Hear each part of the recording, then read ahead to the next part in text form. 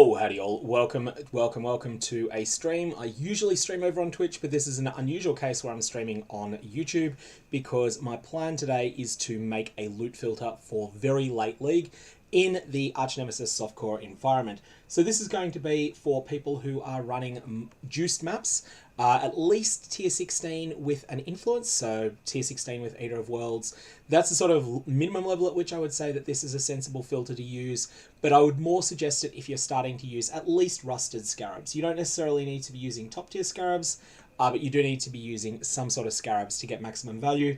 That'll just add an appreciable amount of extra value to each map anyway, and will mean that you're littering the ground with much more loot, which means that you start being more picky in what you actually pick up.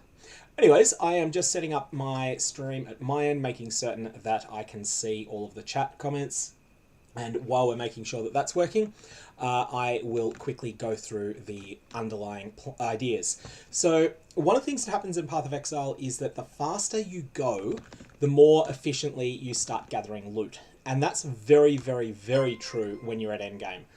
You will start seeing that you really want to clear as many maps per hour as possible. In order to facilitate this and to facilitate getting the big drops more often, so big drops being things like Exalted Orbs, being, the sort of things like logbooks, stuff that's worth a fair bit, you will need to start just skimming past the little stuff that drops on the ground. So if an enemy drops a rare 2-stone ring, early in the league, and especially during the axe, you're going to be picking that stuff up. You're going to be throwing an Identify Scroll on it, and maybe you're going to be equipping it straight on your character, or applying a Benchcraft, then equipping it to your character. But once you're fairly set in your ways, and you've got a character that's really functional, you're mostly saving up for big upgrades, or you are trying to find, extremely rare items that yourself that would make your character stronger.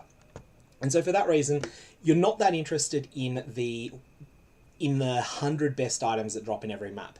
You're more interested in the 5 best items, and so everything about this filter is going to be making sure that you can find that 5 best items and you're not missing out on finding all of the other ones. So with that in mind, this is a website called filterblade.xyz. So that is Filterblade, filter the word, then blade the word, .x for X-ray, Y for Yankee, Z for Zulu. And it's a website that's produced by the content creator Neversink. Now, Neversink has a fantastic setup here for customizing your own loot filter. And one thing I would suggest is, even if you disagree with some of the decisions I make in this loot filter, definitely just go to Neversink's site and work out what's perfect for yourself. It's a process that might take an hour, a little bit less, but it's definitely something that will help you customize your loot filter for yourself.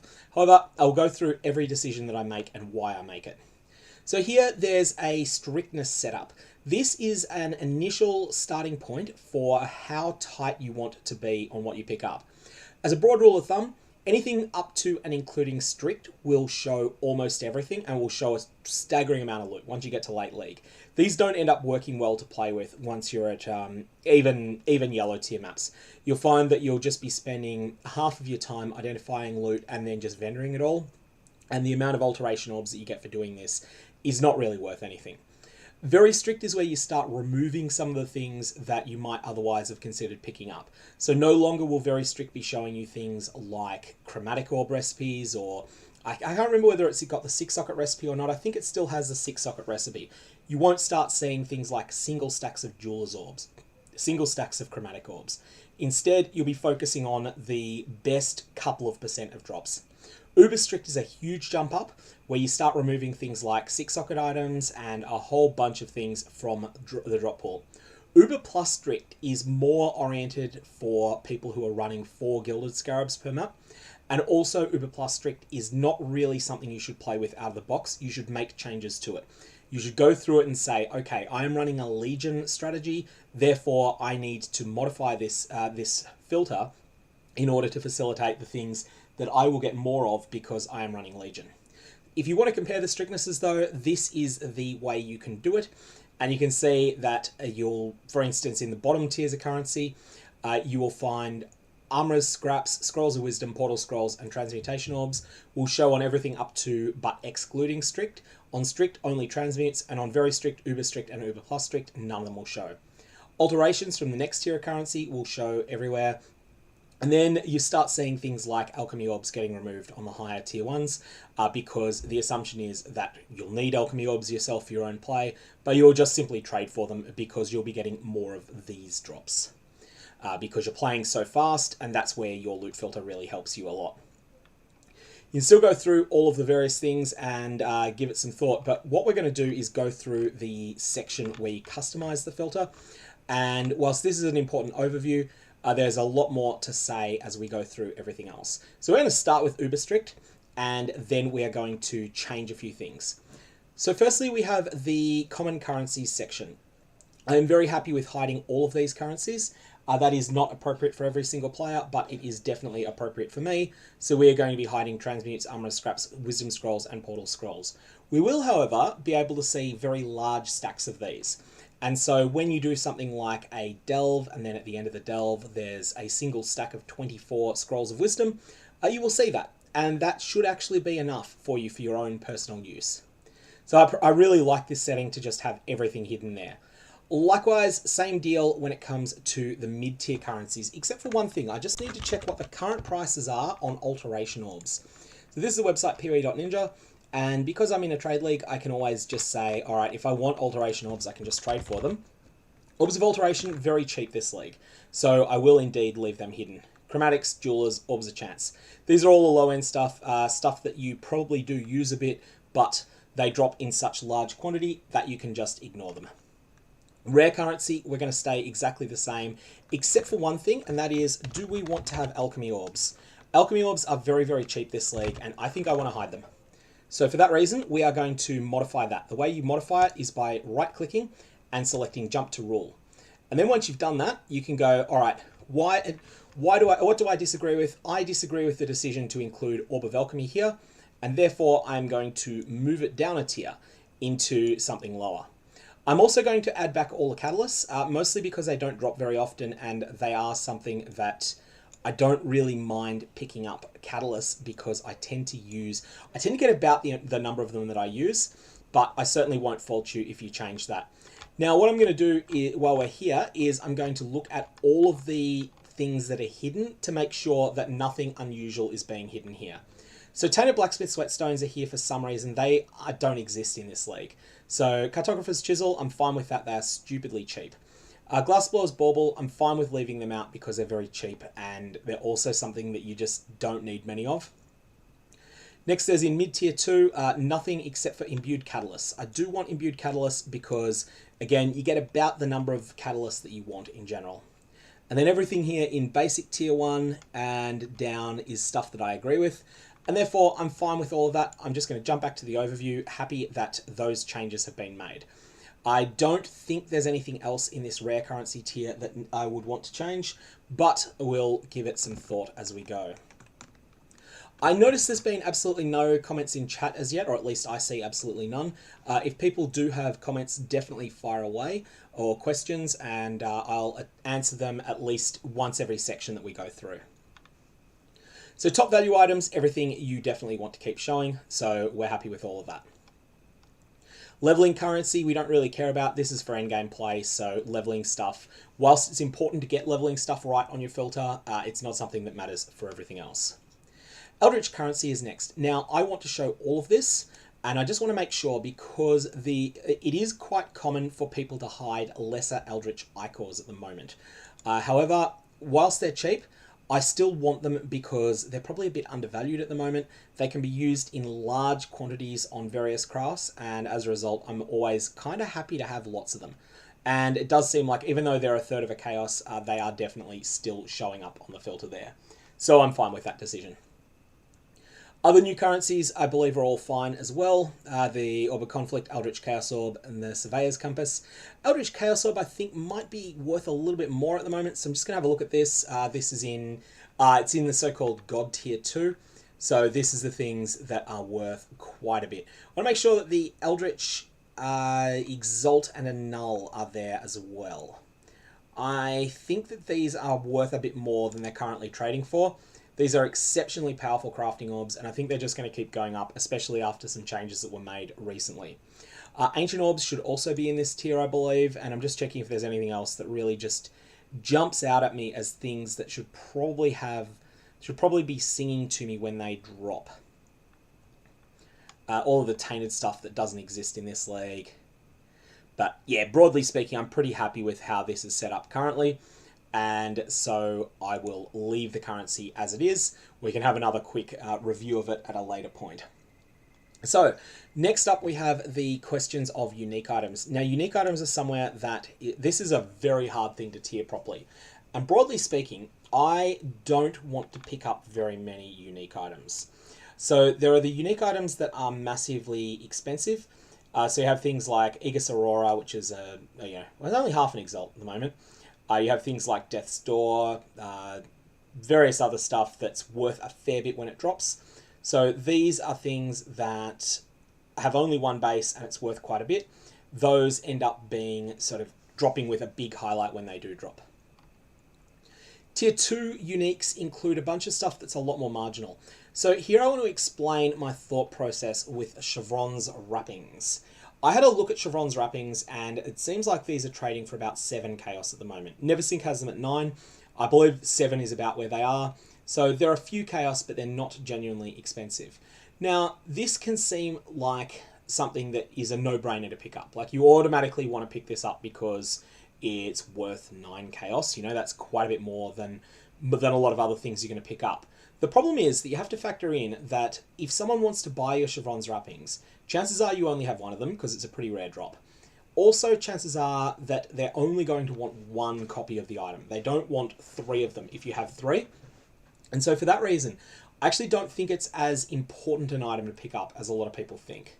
I will still leave it on my loot filter, but it's not something that I feel like I want to be jumping up and down about getting. It's just something that is a reasonable drop that I'll pick up, and then it will probably end up sitting in a 15C tab because I don't usually have tabs below 15C, and just sitting there till the end of the league because I will forget about it. So that is uniques in general.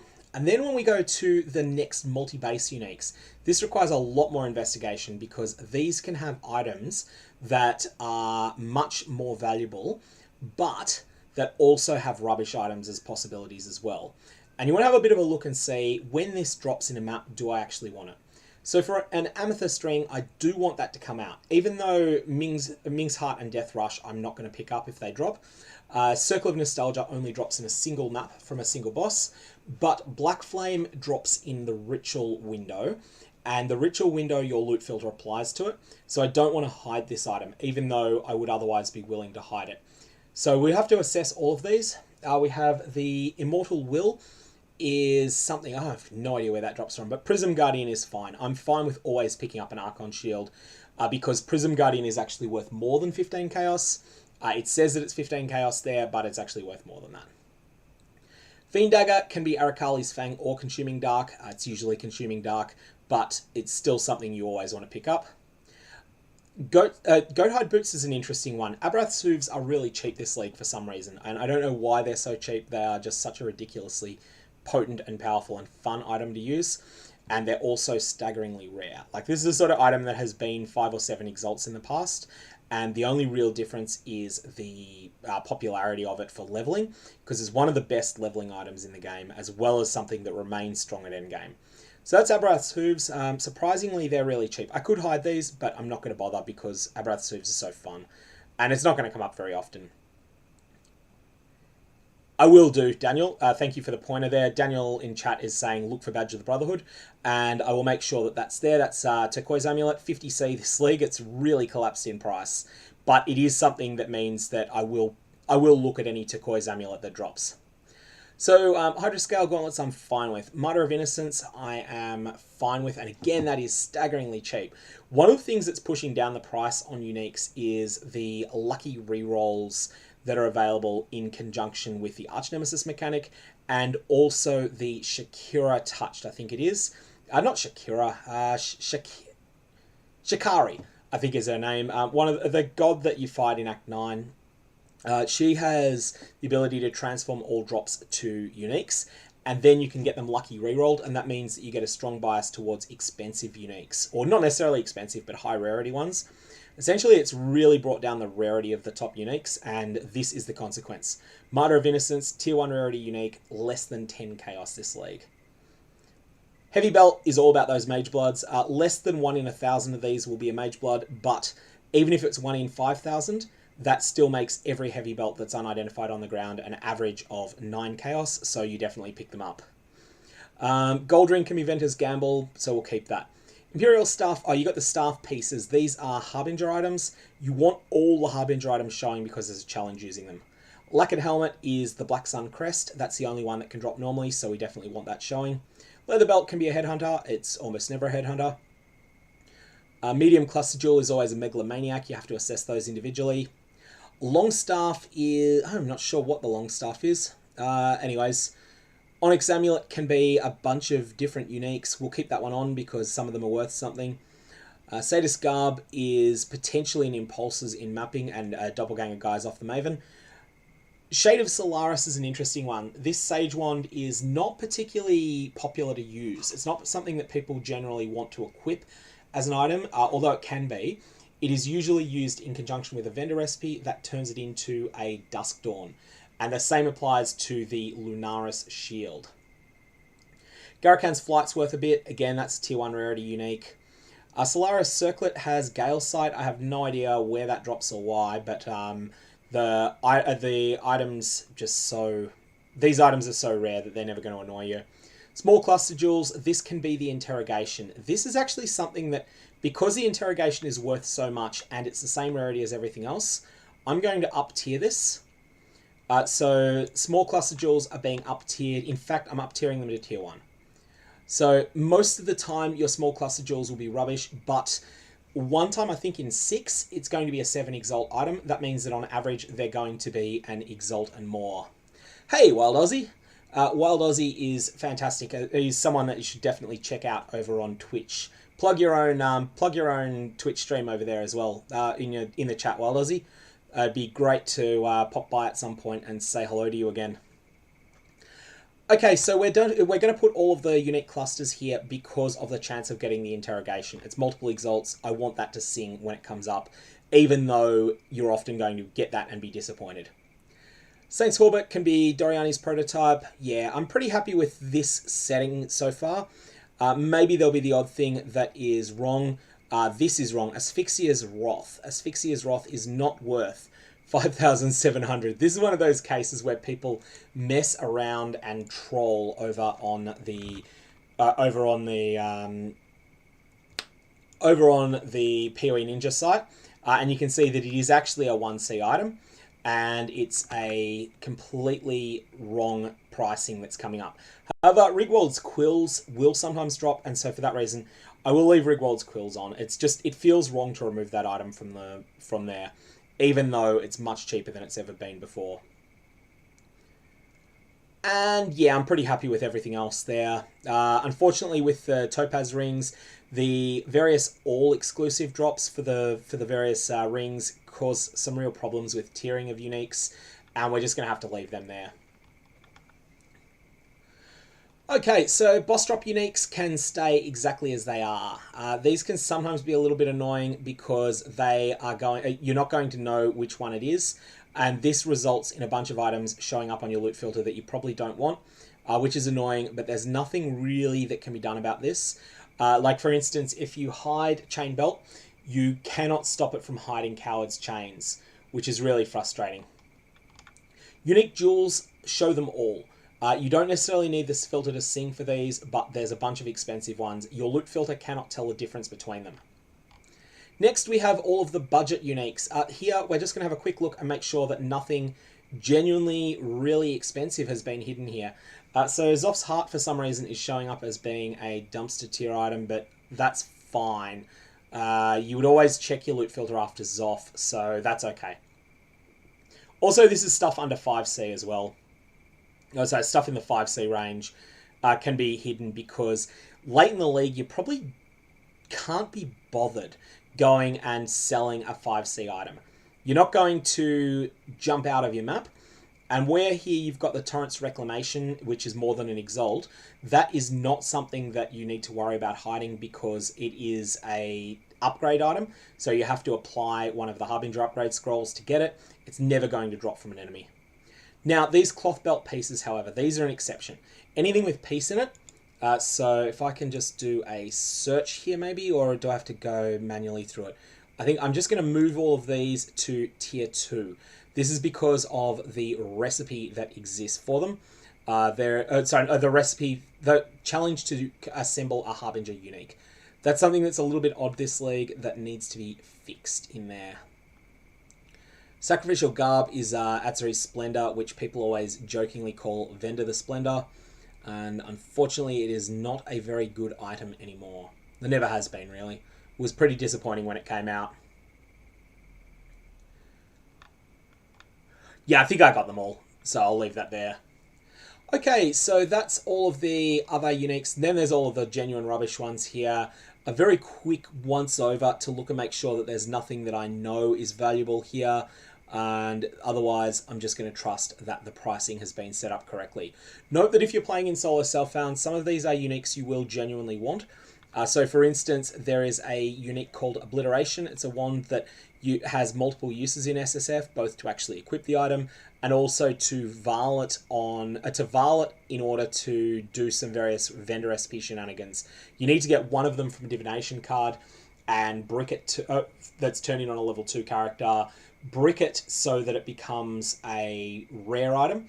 Then you get a bunch of other copies of the same item that are all rare. You vendor them all as a set of 5. You'll get back one item level 2 unique item that will be on a high level base. You can then spam it with essences, deafening essences, and on a level 2 base wand, it's very common to get +1 to the level of spell skill gems mods. So that's something that people often do there. That's a niche use for it, but it's also not something particularly important. Something that's interesting, Leathercap is Goldrum.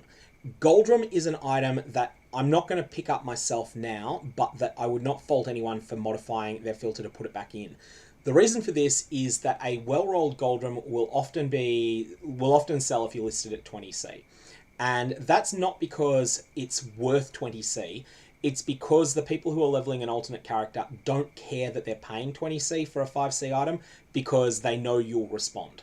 So that's one of the reasons that Goldrum can be worth identifying and listing in your filter, although I'm not going to do it myself. I'm generally lazy enough when it comes to 20C-ish trades that I'm just not that fussed about it. Otherwise, I'm pretty happy with this list so far. Very, very, very cheap league for uniques. There is one other thing though, and that is the Agnerod staves. They are called Imperial staves from memory. I'll just make sure that I'm correct on that. And let's just do a search here. Imperial. I did mention these in a video just recently. So it is uniques multi-base, I think. And is that it? Imperial? No, that's not the correct one. It must be here. Tier 3, semi-hideable ones. So Imperial stuff. Okay. The Agnerod staves are worth more than they say they are. And the reason for that is that they are something that have a vendor recipe, and that vendor recipe is something no one is bothering to do. So for that reason, we're putting all 4 of the Agnerod staves back on the loot filter, and they're something that's worth picking up. Yeah, Tempest in chat's just saying they just paid 7C for a Goldrum 30 minutes ago because they never got one to drop. And I think that that's a pretty common thing because even though the item isn't worth 7C, it's a tier 4 unique drop, it drops a lot, but it's something that people don't really care about overpaying for because, you know, you're making it a second character. You probably have had them drop Tempest, they're the same rarity as Tabula Rasa, but you probably don't have them on your loot filter. One last change I'm going to make as well is I am going to re-add granite flasks. I'm going to treat them as tier 2. That's because if they are divine perfect, this applies to both of them, Lion's Roar and Rumi's Concoction, they are worthwhile picking up. So I'm going to keep the granite flasks in my loot filter, but they are very much on a basis of it's either divine perfect or we don't bother. Next we have divination cards, and here we are going to show the prices on them at the moment, and we're going to auto sort them, but we're then going to actually, yes, let's auto sort them, but let's be very careful about what is genuinely pricey and what is not. We're going to have to look at every single divination card, because quite often divination cards that are not worth much wind up being price fixed into spots where they're just listed as wildly wrong prices. So for that reason, we are going to go through these and just make sure that we're happy with everything. I don't really like the Saint's Treasure singing out, and I might just change the tiers a little, because I don't think I want stuff. You know what? No, I'm not that fussed. If the Saint's Treasure wants to sing, the Saint's Treasure can sing. I'm okay with that singing out. It's not going to be distracting. It doesn't drop so often that I'll be infuriated by it. It's something that's fine. Fun fact, Saint's Treasure and the Patient seem to have the same drop rate, albeit in different maps. And they're both excellent ways of farming a bunch of currency over time, and with just a frequent drop that's always good when you get it. Very valuable cards, just making sure that everything here seems to be right in price, and I think they all are. We're going to look in tier 3 next and just make sure that nothing seems to be completely wrong. And then what matters more is the items that are very, very low. The items that are listed as very low value, those are the ones that you want to have the most thought about. So let's have a look-see. Boon of Justice. I have no interest in picking this one up. This is a offering to the goddess. I'm fine with picking up a whole offering, but I'm not going to pick up a 1/6 of an offering. So we're going to move that to tier 5 cheap currency like cards. Buried Treasure for a Sulfite Scarab is also going to tier 5, and that's because those are very cheap at the moment. Sea of Blue is basically 4 alteration orbs with a bit of extra work on it. And I would pick up a set of 4 alteration orbs still. Only just, but I will do so. Bad 6-link cards are worth picking up just by virtue of being a fragment of a tabula rasa, so we're going to keep that. Last Hope is a set of 3... Yeah, I'll keep that because it doesn't drop very much anymore. And then we have Shrieking Essences are okay to pick up. Fusings, if they're a good number, so they're all fine. Sembodi's Vow is a mortal fragment. I was just checking here to see if there's anything that is particularly weird that shows up. The Fool is 5 Orbs of Chance. I would pick up a pile of 5 Orbs of Chance just, so I'm okay with that. Now, I'm not going to bother picking up the Gem Cutter. This is a card that is not worth the effort anymore. That will not be true in the future, but right now, 1/3 of a GCP is not worth picking up at Endgame. And that's because GCPs are very cheap this league.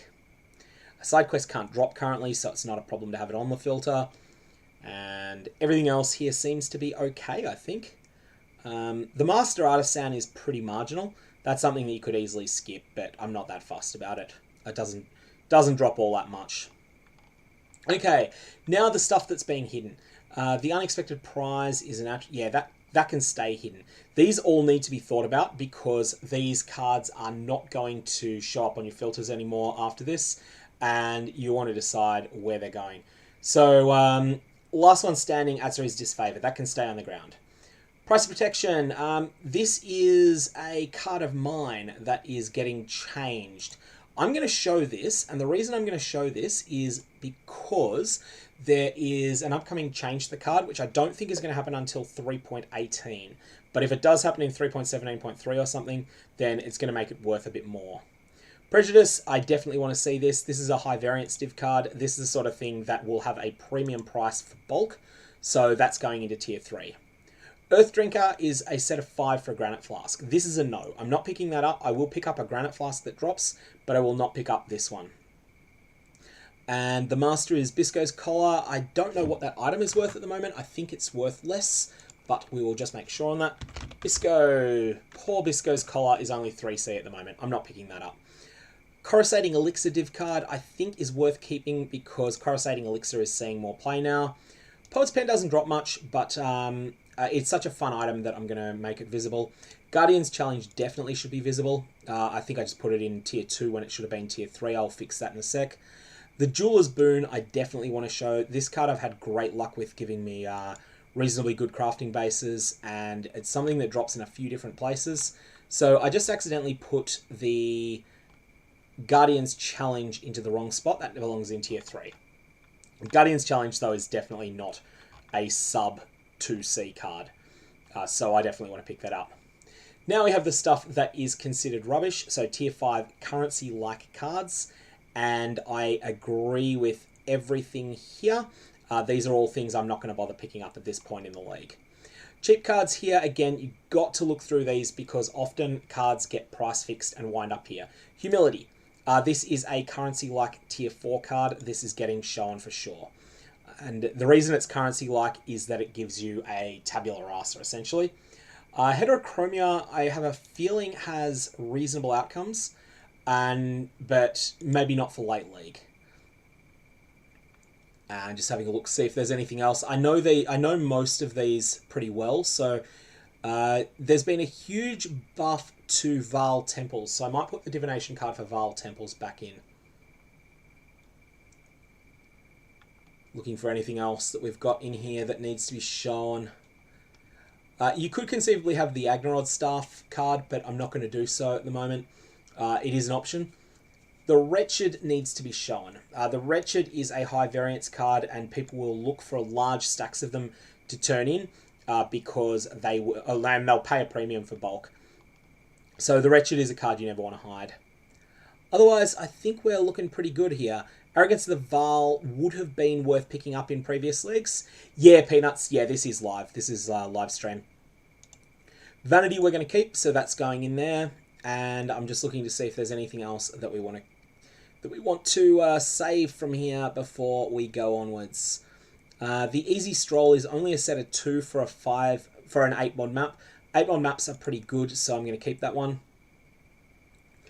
And the Transformation we definitely want to keep. That card is definitely another one of those ones that sells in bulk because it has a modest chance of giving you a double Corrupted Frostferno, and a double Corrupted Frostferno can be very, very, very good. Marcus in chat is asking, will I share the filter when I'm done? And I most certainly will. We'll be doing that once it's done, and once I've done a quick test of it. So I want to run a quick, test run to see how it feels. Atlas Scouting Reports are listed as normal currency. They're all showing. That's the important thing. Eldritch Influence Rares. So this is showing all of the very high tier stuff. I don't think that can drop. And then there's the question of, do you want Exarch tier bases showing? I think I'm going to say no on this. I've not been impressed by any item that's dropped with a specific influence. You could invest a lot of time into hunting for specific craft mods, like, for instance, Brittle Ground would be something you might consider. But that is something that, will give some, I don't know that it's supported by filters at the moment, and it's something that we will not be doing for the moment. Void Stones, yeah, that's something you pick up once ever. So for maps, we're going to go through these and say that I am generally of the opinion that this league, maps are dropping so much that there's no need to have them sing out in any way, shape or form. So I think I'm going to just keep... I probably don't even need a sound on them anymore. I might keep one for 16s, and then everything less, we're just going to mute them. And we're also going to remove all the highlight. They'll still show, but they're not going to sing at you in any way. They're not going to have a beam or anything. They're just going to be there. You can pick them up if you want. You can leave them on the ground if you want. This is not something that you would have done in previous leagues, but this league, there's basically so many maps dropping that they're no longer treasure. They are just garbage. And I'm also going to probably hide maps from tiers 12 downwards.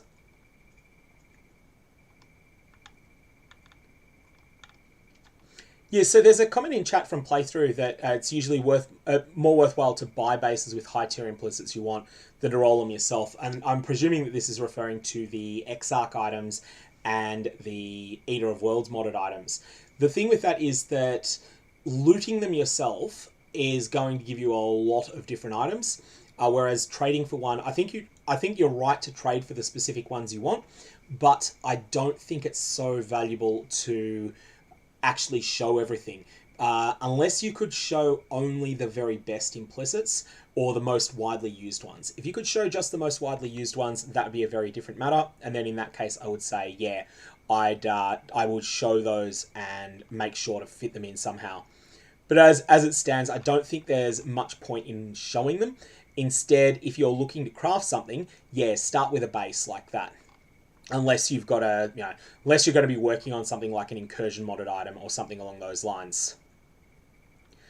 Tur418 is asking, can you get low tier unique maps? So unique maps will come up at some point later here, but unique maps can exist at multiple tiers in this league. So they can exist, everything can exist at tier 16, but they can also exist lower based on the 0 Voidstone Atlas. So you can have a 0 Voidstone Atlas, a 1, 2, 3, or 4 Voidstone Atlas, and that will impact the tiers of those unique maps that drop. If you're solidly at endgame and you've got all 4 of your Voidstones, then you can get them at, you can get them on any setup. So we have the question of Elder Influence maps and Guardians. So it's kind of awkward in that Elder Influenced and Shaper Influenced maps you would not bother picking up at the moment, but a Guardian map you definitely would. However, that's not really an issue because the only maps that drop will be Guardian maps. You won't be getting random drops of an Elder Influence map, and so you don't need to worry about that. Actually, a map with Elder Influence on it that might come from Kirak's shop is worse than a map without it because you can't use Eater of Worlds influence on it. You can't use the Searing Exarch influence on it. So you're only able to have it have the original influence, which is generally weaker than the new ones. Delirium and other enchanted maps. Okay, so these are something I'm more inclined to have sing. I want any tier of Delirious map to make a noise, and even low tier ones are worth running. Low tier Delirious maps, so if you get a tier 2 map that drops with 40% Delirium on it, it will have a reasonable chance of having Omniphobia in it, and when you get Omniphobia, he will have a reasonable chance of dropping the Interrogation. With the Interrogation being a 7 Exalt drop at the moment, and I've had 2 of them drop myself this league, it's definitely something that you want to have. So for that reason, Delirium and other enchanted maps, we're going to have it sing out to us on the higher tier stuff. I like the purple. I like the purple a lot, but I'm going to possibly change the icon so the icon is red, but we'll have the purple color for the map. That sort of sings out a little bit more, and then we'll keep it here. Scourge maps don't exist anymore, so we'll let them drop as they do. Blighted maps will drop the same way as Delirious maps, which I'm fine with.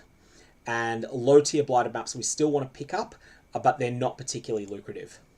Nemesis and Beyond maps are something quite different. I want these to be something a little bit striking and different. And so what about Orange will really stand out. You won't often see these. This only comes up if you've got a map that is running as that is being dropped as identified, which usually means that they're corrupted. So if you're running the thingamajig sextant mod that causes maps to drop unidentified, to drop them identified, corrupt, rare with 8 mods, then this is fantastic. These maps are actually so good that we're going to give them a much more impressive sound effect. And that stands out. Like, that makes you think, hey, something big just dropped. This really stands out, and it's going to help you then identify that this map is something truly special. Nemesis and Beyond maps just have so... Well, actually, no, let me rethink that. Nemesis was nerfed. Nemesis Sextant was nerfed. Actually, no, I'm wrong. We're just going to go back to the normal sound on that. We'll keep the fancy look on it because Nemesis and Beyond maps are super effective if you're running a Headhunter. But forget everything I said about Nemesis and Beyond being super lucrative. They are worth running, and for that matter, maps with Beyond in general are worth quite a bit more than a map without it. But forget the Nemesis combination. That's nothing super special anymore. So now we have the option to highlight and hide based on tier. And I'm glad to see that I have annoyed people by... glad to see that I've managed to annoy you there by getting you to think that I've had you've had an Exalt drop in your own map. Okay, so no, we don't need this tier. This section of Never Sink is doing nothing. Now, map-like items and Scarabs. We want to have a close look here. I have a general rule of thumb that I want to show all Scarabs all the time, including the cheap ones. Including the cheap ones that are not worth very much, and that's because they are something that is just very useful to have. And whilst this can apply to things like alteration orbs that we're hiding, Scarabs are something that are just more of a hassle to buy in bulk. So firstly, we're just going to make sure that none of the Maven invitations are hidden, and they're not. That's good. Ultimatum items don't exist. Reliquary keys don't exist. Map fragments can be a tricky one because these change in price a lot. First things first, Sacred Blossom I think is worth quite a bit more than that.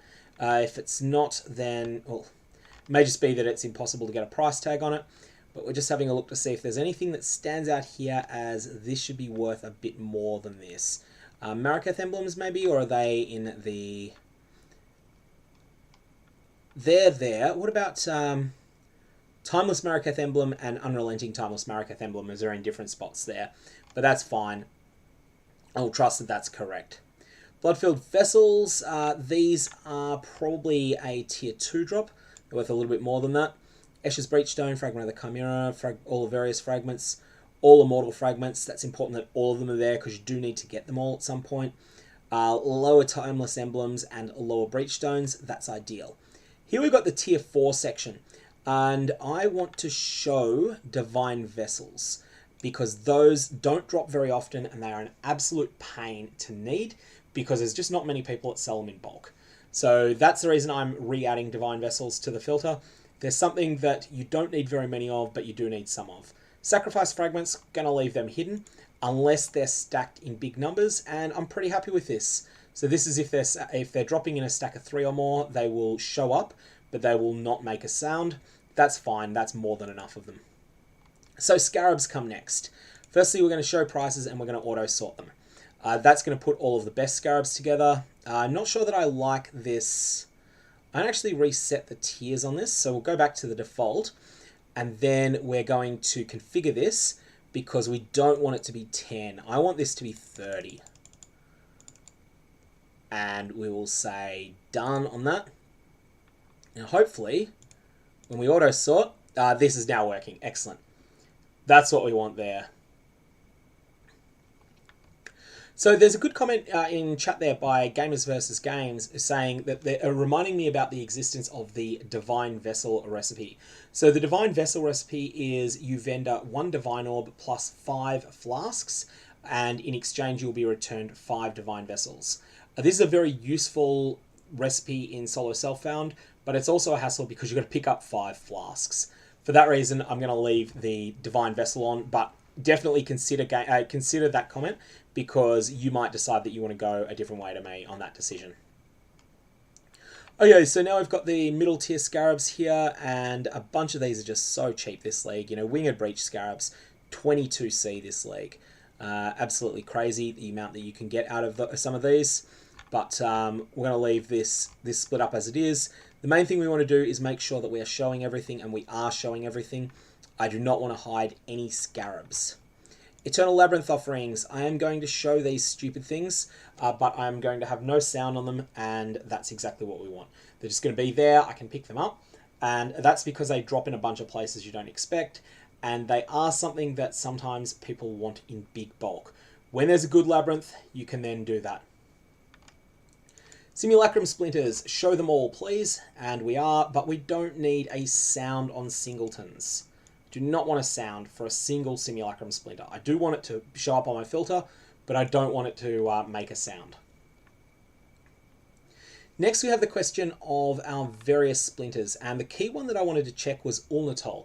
Ulnatol can often get left out in single splinters, and I do want to pick up splinters of Ulnatol. I'm not interested in all of the dumpster tier splinters, but I will pick up the Ulnatol ones as well as obviously the Chaeol ones. Okay, now we have the bulk stacks of Legions and Breach stuff, and I'm pretty happy with all those decisions. It shows all of the splinters it shows all of the medium tier splinters, and then the low tier ones, they need to drop in a stack of at least 5 to show. I'm going to reduce that to 3, just because I do want to be getting some of these. Start of a bit of a pain to trade for them, and there's got no sound on them, so I'm okay with that setup. 3 seems fine there. Stacks of 2, not interested. Unique maps. Here, there's a couple of things that I tend to do with unique maps, and a lot of them are worthless. I still like showing them. I show them without sound, and that's because I like to own a bunch of these things and then have them available. I had a question in chat from Urkham who's asking why Winged Scarabs are so cheap this league. I think that they are dropping from operative Scarab boxes a little bit.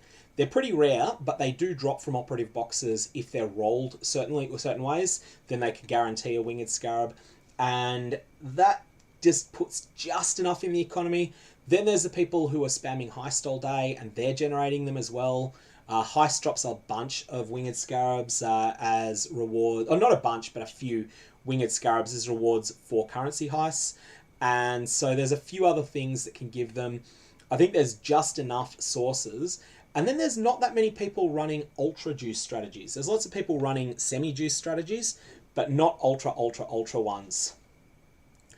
Eric Vegeta is asking in chat, will I be sharing this filter? And I will be. It'll be in the description. If you're watching this after the stream, just check down in the description below. There'll be a link, maybe not immediately after it goes live, but I will just get it going. I will test it, and I'll run a map with it with the stream on, and then after that, it'll be available.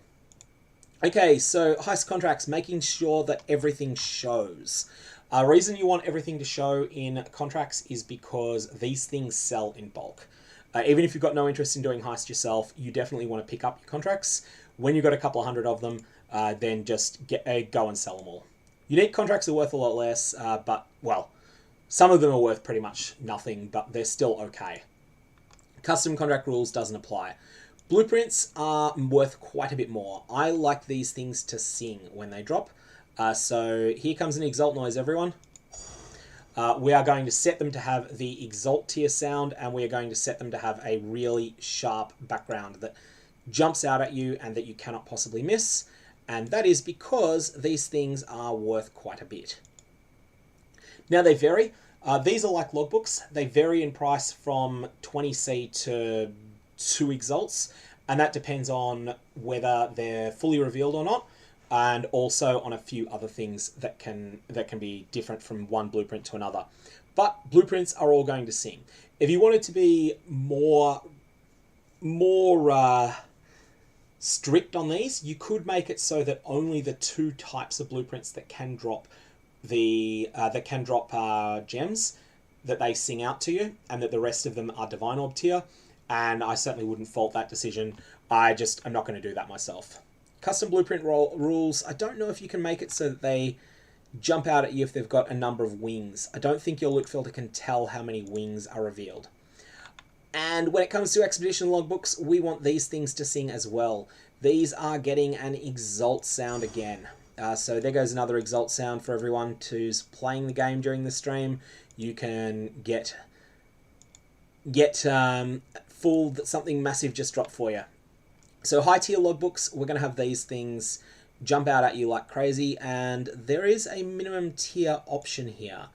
I am going to say for this greater equal 80 81, sorry. 81 is the minimum for Olroth to appear, and then other expedition logbooks are still going to show up here.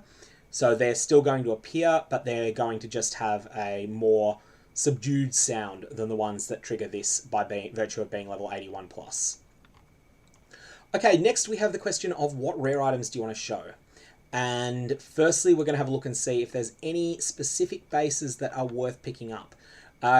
Crystal belts. I'm not sure if crystal belts are worth picking up anymore. I want to just confirm that before we make a decision either way. And we want this to be with normal. So it's saying that they're 10C. Okay, let's confirm that. So you don't want to take the first ones. You want to look a fair way down. And it looks like, yeah, 10C does look right. And it was quite funny to see one of these was a synthesized item. Synthesized crystal belt, 5% increase maximum life. It has that instead of the normal mods on it. So that is comprehensively crangled, that belt. but it's a cool little toy. It's not something that anyone would ever intentionally use. It's just something that's a little bit funny. So based on that, I'm going to conclude that it is correct to leave these bone helmets and crystal belts here. I am not sure what the situation is when it comes to the apothecary gloves at the moment. I don't think they're particularly sought after, but so few of them will drop at 86 plus that I don't think it really matters. I might just quickly make certain on that though. Let's just be thorough. Apothecary gloves, 5C, and what's the name of that wand? The minion wand, Convoking wand. Convoking wands at exactly 83. It's exactly 82 that's best, and they're 7.4C at the moment. Convoking wands are in a really weird spot where you want exactly item level 82, which can be quite rare. And the reason for that is that you want to ban a specific mod from rolling. That is the mod Malicious. Malicious is a attack mod that adds flat chaos damage to attacks. And most Convoking wands do not want that mod at all.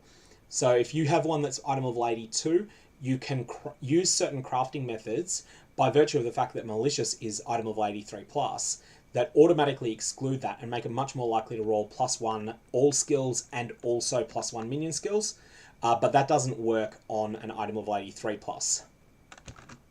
So that's something that's a little tough to keep in mind there, but it is true. And early endgame harvest bases, we are going to say no to that. Okay, so here we have the tiering of the bases. The key things we want to know here is, we're going to have a look through and see and decide, is there anything that really needs to jump out more than it does? Yeah, that's fine. I'm happy with all those changes. Here, grip gloves jump out a bit more. Evasion armor, nothing does. That's okay. Spike gloves for pure armor. Yeah, okay, that's all. That all seems fine. And yeah, so I'm fine with that tiering. Daniel raises an excellent point there in chat. Blizzard crowns for ritual. I'm going to check. I do not know how Blizzard crowns are highlighted here, so I'm going to confirm that, because this is one of the good things about doing this as a on a stream rather than just by myself. Something I wouldn't have thought of has been called up. So we're in endgame general 85 plus.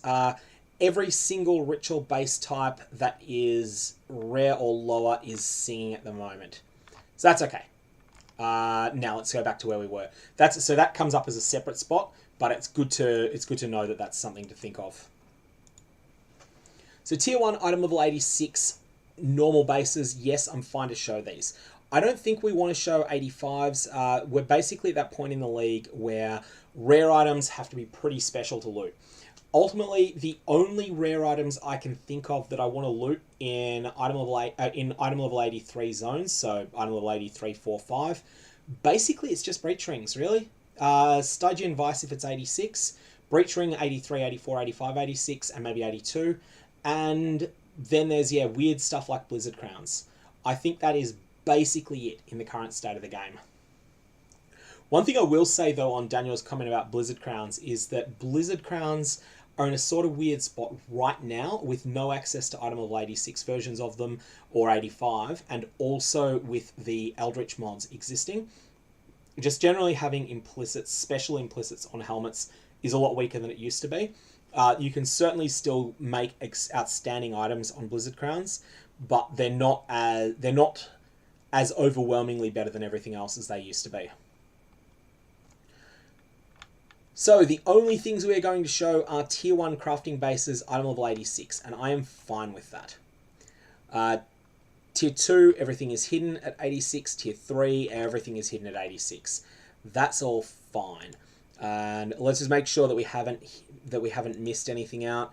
Rings, yep, I'm happy with that subset of rings. Quivers, I actually know how that has shaken out. So Crystal Belt, Stygian Vice are showing excellent.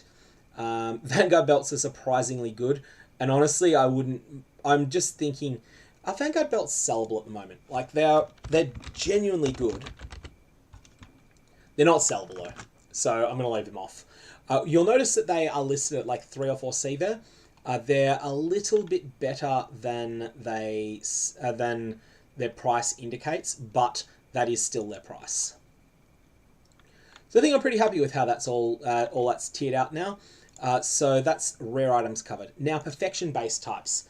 This one is where you're looking for items that have a spectacularly good Sacred Orb roll. So they're Sacred Orb perfect, or they're 1 point short of Sacred Orb perfect is usually the way that you're looking at here. So I think I'm generally willing to go to 97%. And this is stuff that, these are bases that can be worth quite a bit. If you get something like a Val Regalia, and actually Val Regalia doesn't seem to be in tier 1 here. That's odd. Oh, it's in tier 2. That makes sense, but still it sings out, yeah.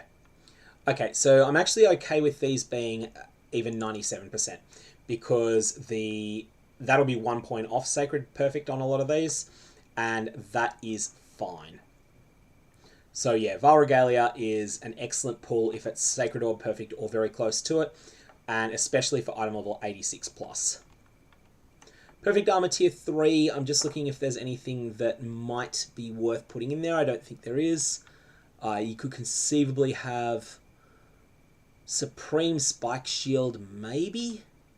Yeah, I think a Supreme Spike Shield is a bit of an exception because someone might still play the Spectral Shield Throw build. They're only going to want I-86 one, but if it is Sacred Orb Perfect, they might want it. And there's also Colossal Tower Shield, which is already here. They're the two that someone might want if they're playing SST, so that's stuff that I do want to see. If I get an item level 86, one of those items drop, that is Sacred Orb Perfect, I do want it. Exotic bases is stuff that drops in really weird places, so Sacrificial Garb. These are surprisingly good, and these are definitely something that you want to be picking up. Synthesized items are in a really tough place at the moment. Their tiering doesn't matter. My general approach to these is loot them all, but expect to throw most of them back on the ground. And there was a comment made earlier from playthrough that saying that the synthesized items are worth less than they used to be because Eater of Worlds and Exile mods are in the game. The problem is that the top couple of percent of synthesized items are amazing still. And so for that reason, I'm inclined to show absolutely everything on synthesized items, and that's the way that it's set up currently. Now we have the first thing where I'm going to have a huge divergence from what Neversink does. Fractured items. Fractured items, you loot everything. You identify every single fractured item that drops in the game now. This is a 3.17 change, and it's because fractured items have, well, they have a lot of synergy with Eldritch crafting, which makes them much better, but they also have tremendous synergy if they've got stats on them with the Crystallized Omniscience unique. So for that reason, something like a, what's a good example of a helmet? What's a Dexterity and Intelligence helmet that's middling tier? I'll just find one of these. Should probably just filter to show only helmets, and we'll find something that is not particularly seen as amazing. Actually, a Pigface Bassinet is a good example. Or a Regicide Mask. Regicide Mask is a middle tier middle tier base, but it's something that can get both intelligence and dexterity rolls naturally on it. If you were to have this drop, Fractured, and the Fractured mod on it was 54 to dexterity, then you could hit this with a strength, a strength essence, and then you could conceivably spam those strength essences on it until you also got a high tier of intelligence roll on it, and then you've got something that is an amazing helmet for Crystallized Omniscience builds. So for that reason, all of the slots that can roll multiple stats are really, really good. Then you have the Amulet slot, which isn't used for Crystallized Omniscience builds, but is worth identifying everything because the Amulet slot can have +1 to the level of all spell gems on it, which is worth a lot if you get it. And there's also lesser rolls, like +1 to the level of all of a particular category of spell gem. And so for that reason, I think that you've got to say that fractured items are all worth picking up now. This is something that has definitely changed since the way the game used to be. So we are going to show, every single one of the fractured items that drop, And we're going to give them something that looks a little bit weird as their marker. Just trying to think how we'll do this. Now, vast majority of these you are going to just put back on the ground, but there will be a small number that will be quite good indeed. And that's why you're doing it. Let's go for something that's grey and that's fully opaque. And that just looks a bit weird. It's different. It looks different to everything else, and that should help make it stand out as an oddball item. But these are definitely worth picking up when they drop. And City of is asking in chat, can untagged mods like spell suppression show up on Fractured Gear? Yes, they can. So if an item is naturally capable of rolling spell suppression on it, then yes, it can have the chance of rolling spell suppression on that. So if you had, say, a dexterity and strength-based shield that dropped, then that could have any tier of spell suppression that could roll on that item normally, and that could be its locked mod. It doesn't need to be tagged. I'm going to also make this look the same way as well. So this is, what are we doing here? We're going to go that same sort of colouring, but we're going to go more visible and a little bit darker, which I think is actually functionally very similar to what we did. And background, we'll just go solid black on it. Make it more striking. So it jumps out at you, it stands out, but it's also not screaming, you absolutely must pick me up. And will I leave a sound on it? I think I will. I'm pretty happy with how that's set up now. That's something that's a little bit different, and we will leave that as it is. But that is a divergence from how it's usually set up. Ronnie Turner is asking in chat where the filter will be available. I will put a link to it down in the description of the video below when it's done, but I will do that like soon after the stream finishes. So it may not be immediately, but it should be soon after it ends. Enchanted helmets, I am going to remove any singing out that comes from them. They will drop, they'll be visible, but they won't be in any way screaming out at you. Enchanted helmets are worth checking out because some of them can be worth a little bit, but where with fractured items, a random fractured item has a chance of being a genuine jackpot, a random enchanted helmet doesn't. Where with a fractured item, there's a fairly good chance of getting something that might conceivably be wanted by someone.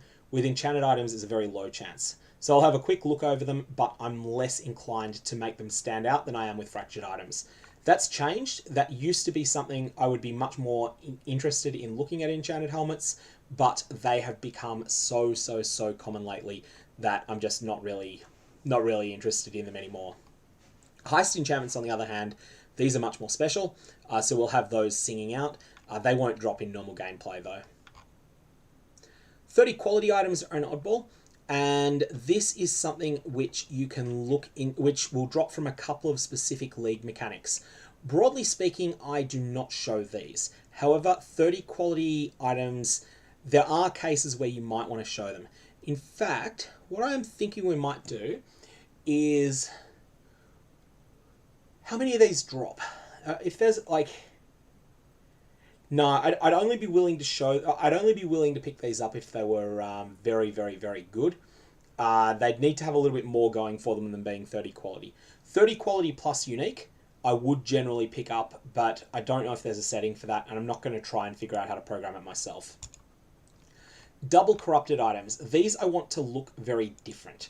I just want them to stand out as something weird and odd. So I'm going to go with a black and red color scheme on them. Otherwise, I'm quite happy with the amount that Neversink defaults to highlighting them. I just want them to look really odd so that you know straight away, hey, this is specifically a double corrupted item, and it'll stand out more, but it's not necessarily good, but they're always worth checking out, in my opinion. These can be really good. These double corrupted, so this will be double corrupted rares, this will be double corrupted uniques, and most of the time you will not be interested in them, but I do tend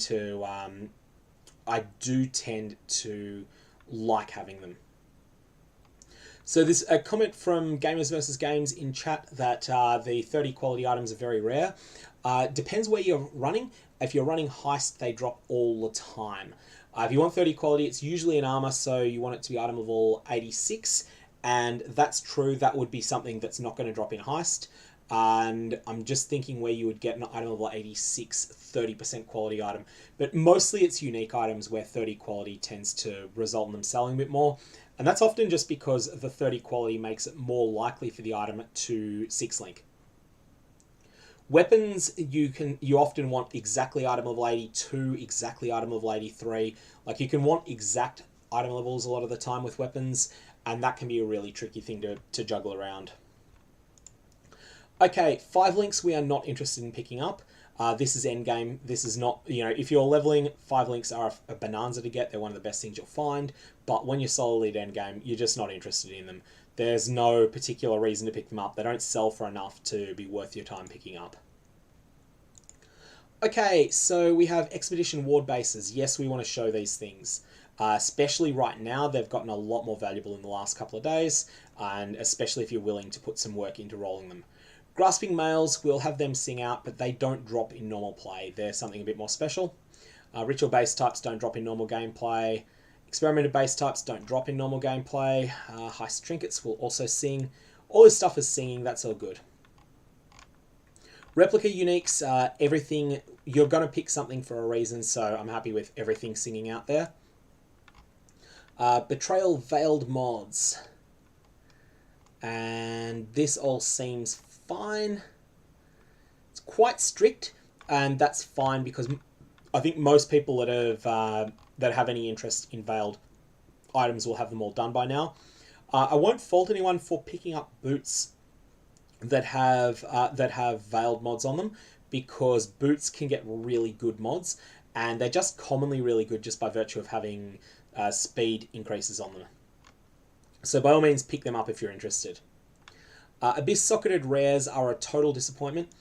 These are not going to sing out at all. These are things that can only be crafted by the use of a hollow fossil, and there's an Atlas passive node that causes them to drop directly, but they are really bad. So those I am not interested in having showing up at all. Special Delve mods. Fractured Delve mods, these need an Exalt sound on them. So these are a huge drop when they drop. What did we just do there? I just changed the background. I didn't want to do it that way. I want to have that be... Let's have the background be black, and let's have the background here. This is the background I'm talking about. Let's have this be white. This is an Exalt teardrop. This is where an item is fractured and has a locked special mod on it. Those things are super, super special, and I'm just looking to see why it is that... how this is going to work.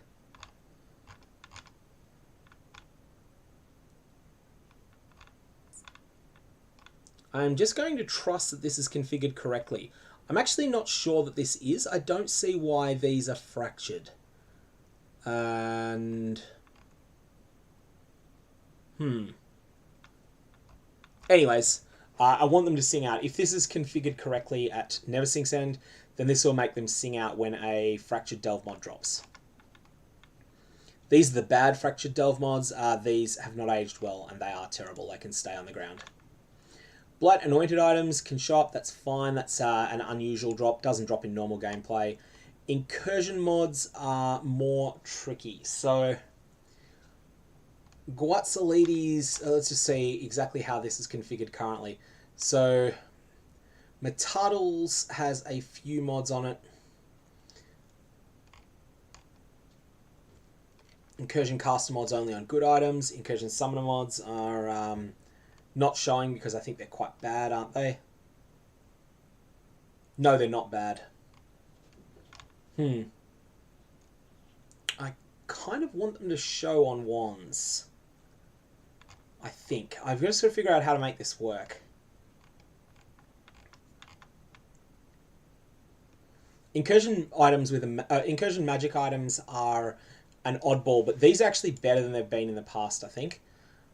And they don't drop in normal gameplay. They only come from the Temple of Atsuatl. So these are something you're not going to get by accident. I'm going to show these if they're magic. And hang on, that's not going to work. No, I'm just going to go back to the default settings for incursion mods. Because I'm not sure that I'm improving this here. I think I'll stick to the Never Sinks default, even though there's a couple of things I might change. The main thing is that you've got Purate and Topatante on the glove and helmet mods, which are some of the better ones.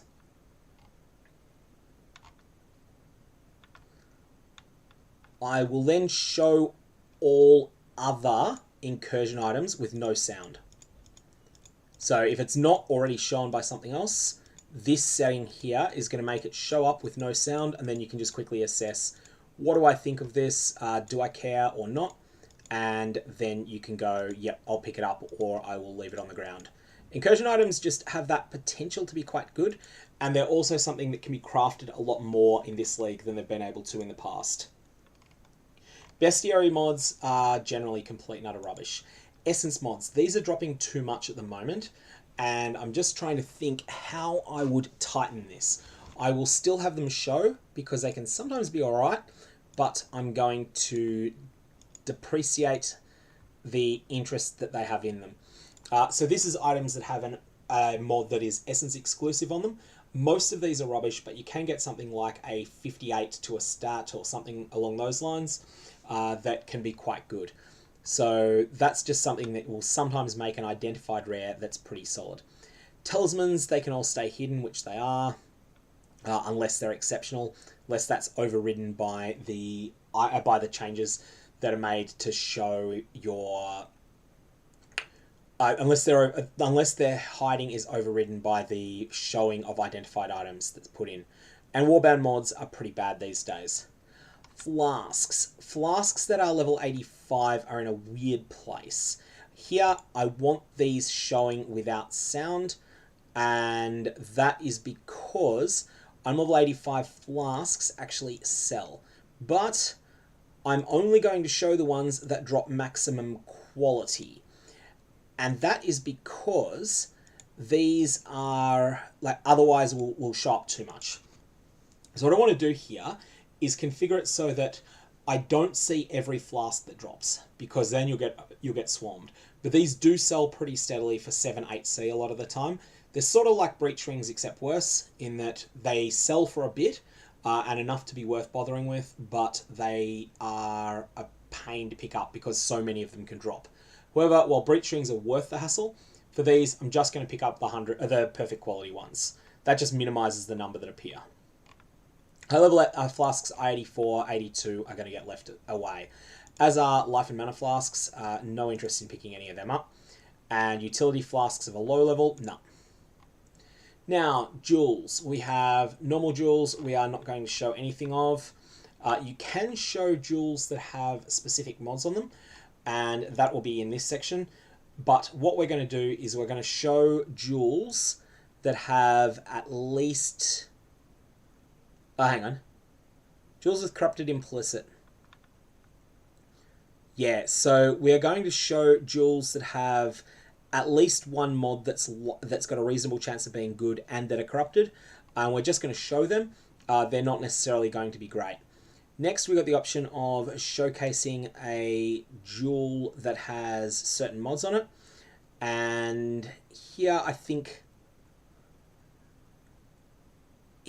I'm okay with showing that, and then just putting this spammer into timeout. That's someone who was spamming this, so I'm just going to... How do I do that? How do I remove them? That's how. Alright. Oh, that's... There we go. That was a scam. That was a spam message. Don't click any links. That one wasn't a link that you could click directly, but generally speaking, I get a lot of spam messages that come up, and that's why I have to hide all of the ability to post any URLs on my videos. Otherwise, you will just get buried in them. I'll wake up in the morning and I'll have 20 spam messages, and they'll all be to scam sites. So we're going to show all of our corrupted Abyss jewels. We're going to show item level 86 Abyss jewels.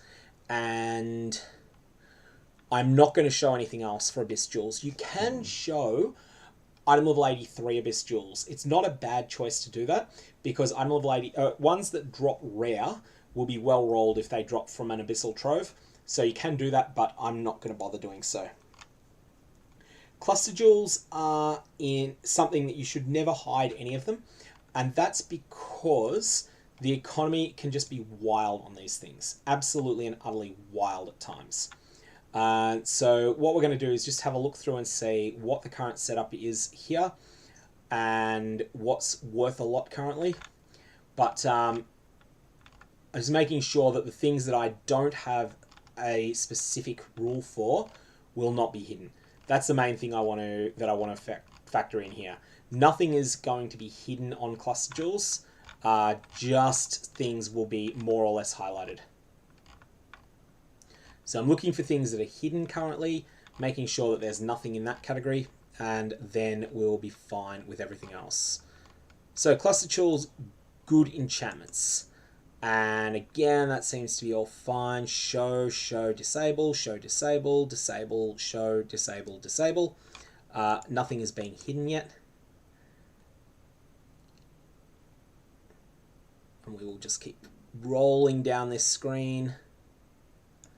And any enchantment. Here, make sure that nothing is hidden currently. So good, high, medium, yeah. All right, that's show. So what I do to sell cluster jewels, there's been a comment in chat that these things are annoying to sell. What I do to sell them is I roll them just with, if they're not currently rare, I scour then alch them in order to make them rare. Then I look at them and say quickly, does this look like a massive smash hit of a cluster jewel to me? Almost always I'm going to say no. When I say no, I throw them in a 50C tab and forget about them. Some of them will sell. Sometimes I will be underpricing them. Other times they will just sit there for a while, and then after a while I will go and I will drop that tab to 40C. Okay, influence rares are the next thing we want to look at, and this is something that can be a little bit tricky to get sorted out. So just going to try and set up a system where we don't have anything that's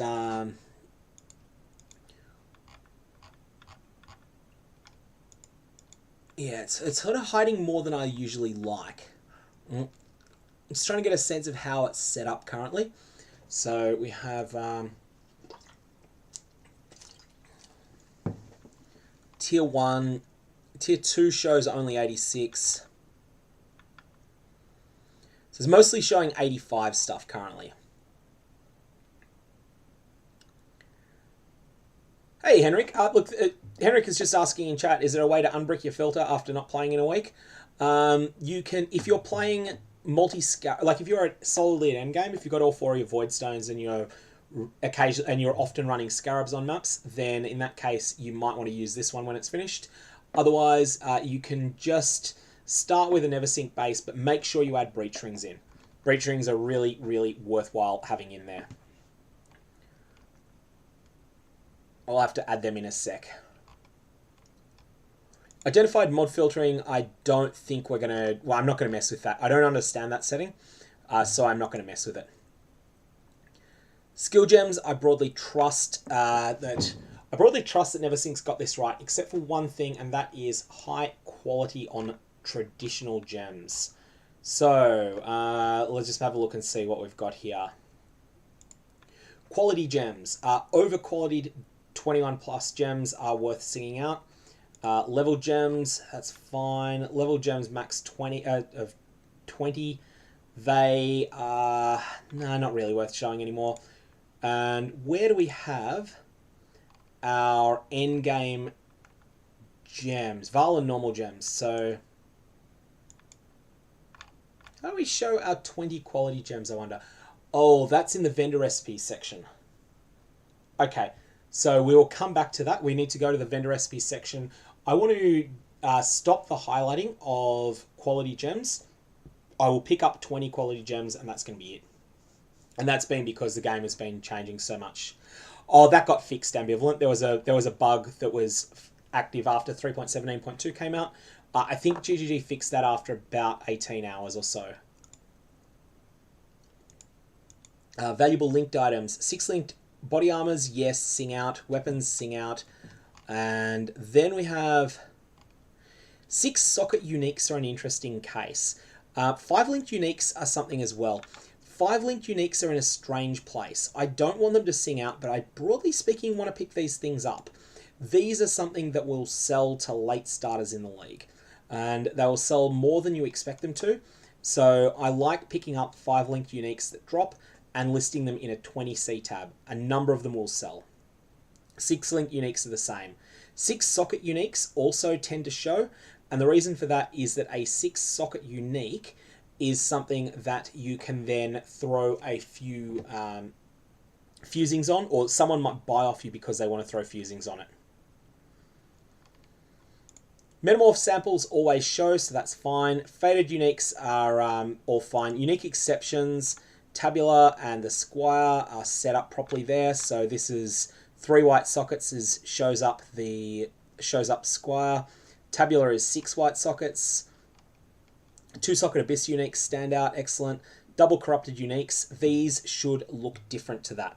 I have a new practice of making double corrupts look like this. So that actually doesn't need this. This can be something else. I like having my double corrupted uniques look really strange. High level Vinctar. What on earth is this? Oh, this is... okay, this is your Imperial Staff for the vendor recipe for Agnaron staves. There used to be a special rule for these when they were high level. I want Agnaron staves showing up. I don't need them singing out to me, but I do want to know that they drop because they are something that does sell, and they're something that I'm quite happy to pick up with a view to assembling into the recipe. This is something that in a lot of leagues has not been worth doing, but in this league, just due to the weird league economy, Vinctar squares are worth more than they usually are. Synthesis rings jump out, yep, and scourged items, they show up because there's no real harm to having them show up. Fishing rods, these are just, these are a meme, and they are something that's a lot of fun. I'm going to make these show up, well, I was going to make them show up the same way I would show a 2 implicit corrupted rare, but it's sort of done that for me. I'm quite fine with that, and that's cool. That's stands out. It feels like a Val item. We'll just make it the background be solid black instead of that halfway house. Probably won't see a fishing rod. I could tell you how to make them drop, but I then might be muted for disclosing fishing secrets. Quest and quest-like items, that can stay exactly as it is. Untiered items is... oh, yeah. So this is something for if you have an error in your filter, they will jump out at you. And that's something that is useful to know. Miscellaneous currency imprint is the only thing. Yeah, so that's fine. That should never show. Heist follower equipment. I have all the heist follower equipment I need. If you do not have all the heist follower equipment you need or want, then you should pick this stuff up and then remove it from your filter. They're quite annoying to deal with, mostly because the gear, all the characters need different things, and as a result, the tools can get really frustrating because you want different things for different NPCs, and that can get really annoying. Custom equipment rule. You could have something, if these could drop identified, and there are situations in which they can, then there are some configurations which would be worth more, but even I don't run enough heist to merit that. And then we now have to go and fix breach rings. I'm not sure where breach rings actually show up here, but... okay, breach rings are essential at high item level, not just to pick up, but to sing and dance about. So let's just configure these into 2 lots. Breach rings were given a huge buff recently, and that is that they were set up to... breach rings were set up so that there's a vendor recipe for vendoring 60 of them, and they are worth a lot more as a result of it. They are something that you always pick up now, even though you're never going to equip one. So we're going to make them stand out, and if they're item level 86, we are going to give them a sound.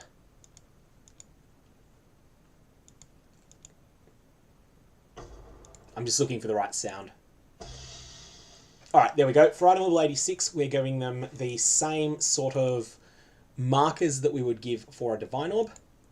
And for an item level 82 plus one, we're going to make it so that they're still very visible, but they're not going to get quite as much as that. We're less fussed about lower tier ones. The reason that these have become so valuable is that grasping mails are the best armor in the game at the moment. So this is something that's changed in the last league, and they're so much better than they used to be.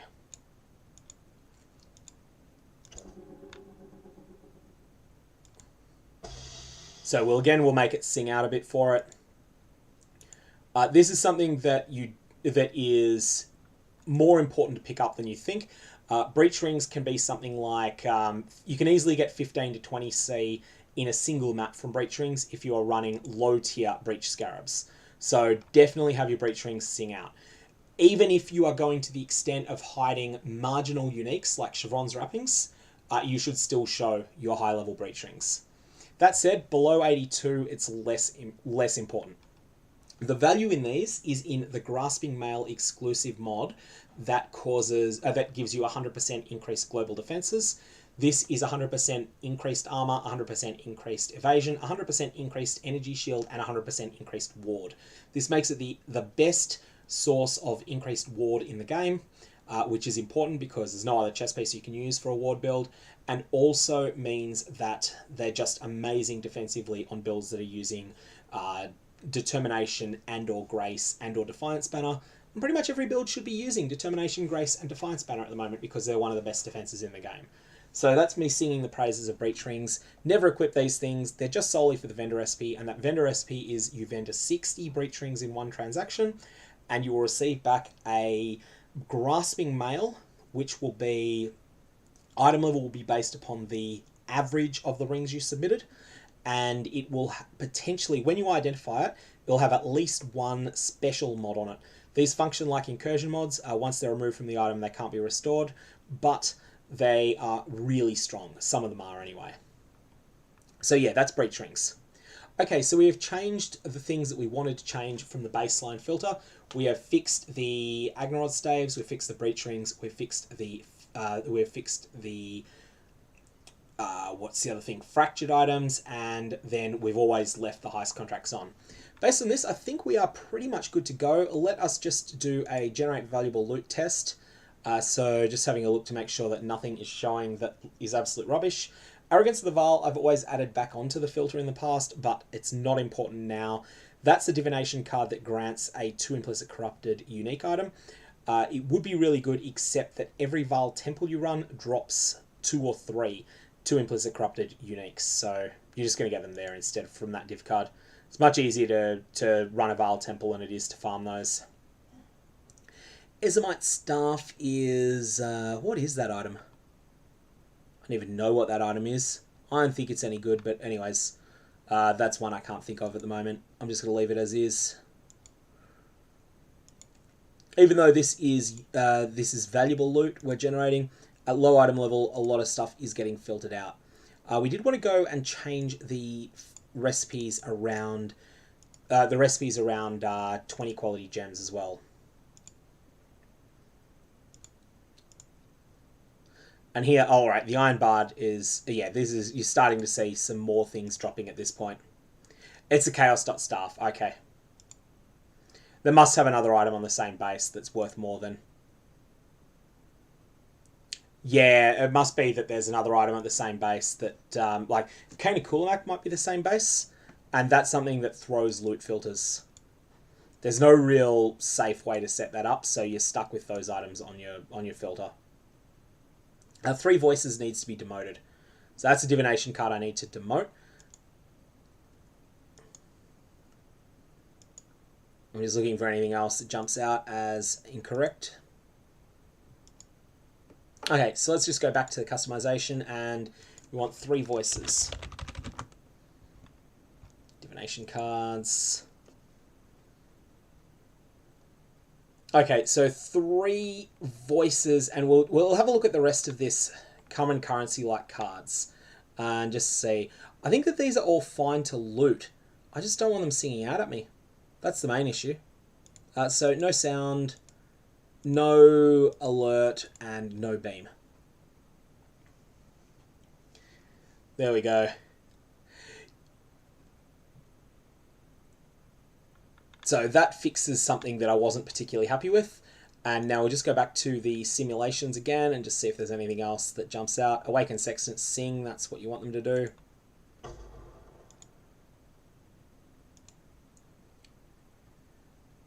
Yeah, the Scholar I'm not has just come up in chat, the question of the Scholars. I don't really like it. The Void is a good point, actually. Someone's just mentioned the Void. I'll just make sure that that is showing. I'm not sure where that is coming up. That is worth something in bulk.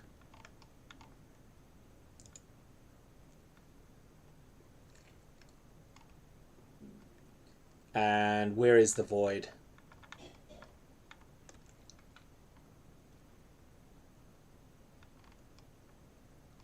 Okay, this is odd. Where is the Void? The Void, there it is. Tier 3, yeah. I do like the Void. Near 3D is asking about the Void because it's something that sells well in bulk as well. Ezomite Staff is the Fulcrum, has been pointed out in chat, so that doesn't drop in normal gameplay, but it's such a valuable item that you don't want to have it not showing up there. X-Apple Pie asks about Elegant Round Shields. Neversink has that built in, so there is an override set up that if you get a unique Elegant Round Shield, it is hidden, but then there is a higher tier, like higher priority setting that makes it so that if you have an Elegant Round Shield with exactly white sockets, then that will sing out like the Squire. If you really want to troll someone, what you want to do is get a bunch of oppressors and double corrupt them, chasing 3 white sockets on them. If you do hit 3 white sockets, then join a party and drop it on the ground and then pick it up. It'll make everyone think that an Exalt's dropped, and actually, no, it's just been a complete and utter rubbish shield that's dropped. So that's something that's just like, if you want to be rude, that's something that can be really funny. Okay, and I think at the moment we have something that I'm pretty content to say is at a starting point, that we just want to test this out in gameplay. So first thing I want to do is just go and save it. I'm already logged in. I'll just save it on my own account first, and this just ensures that it doesn't disappear if anything goes wrong. So this is called our Archnem late Uber, and Archnem late Uber strict with breach rings and more fixed. And we will say apply that. So that is now saved there. And at this point, I'm just going to download this and just having a look here. So here's all of the things that the game is warning me about the filter. So firstly, Orb of Alchemy is hidden. This is fine. Alteration hidden. That is fine. Calm's Heart is hidden. That is fine because Calm's Heart is so off meta now that no one cares about it. Skyforth is hidden. Again, this item is just worthless these days. Splinter of Zoth, stack size 1 and 2 is hidden, and likewise for the others. Likewise, a couple of the other splinters are hidden. That's all fine. I am fine with all of those settings. And so I'm just going to go to where that's hidden in my folder and move it into my